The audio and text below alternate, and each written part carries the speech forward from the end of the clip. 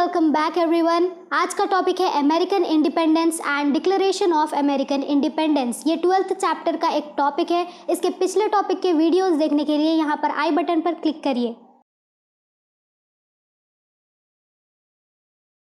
1492 में कोलंबस ने American continent को डिस्कवर किया था, जिसके ठीक बाद इंग्लैंड और कुछ और यूरोपियन कंट्रीज जैसे स्पेन, फ्रांस और डच ने वहाँ पर अपनी कॉलोनीज इस्टेब्लिश करना स्टार्ट कर दिया।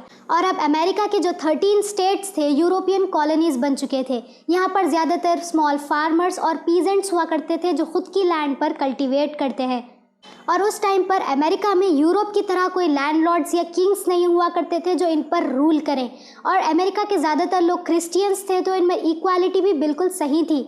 और जैसे यूरोप में वहाँ पर चर्च के जो पोप होते हैं, जो ज़्यादातर रूल इन्हीं के हाथ में होता है, अमेरिका में ऐसा बिल्कुल नहीं था। अमेरिकन प्रीस्ट के पास उतनी अथॉरिटी नहीं थी कि वो लोगों पर रूल करें। ब्रिटिश गवर्नमेंट हमेशा अपने ट्रेडर्स के फ़ायदे में लॉस इम्प्लीमेंट किया करती थी, लेकिन 1765 का स्टैम्प एक्ट और 1773 की टी पार्टी, ये दो इंसिडेंट्स हैं जिन्होंने अमेरिकन को प्रवोक किया अपने फ्रीडम की लड़ाई के लिए।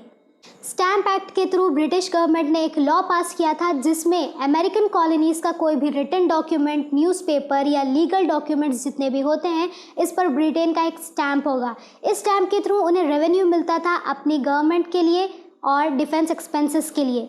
लेकिन अमेरिकन कॉलोनिस्ट ने इस बात को अपोज किया। उनका मानना था कि उनके राइट्स को अपोज किया गया इस बात के लिए, और उनसे बिना कोई रिप्रेजेंटेशन के ये रेवेन्यू कलेक्ट किया जा रहा था।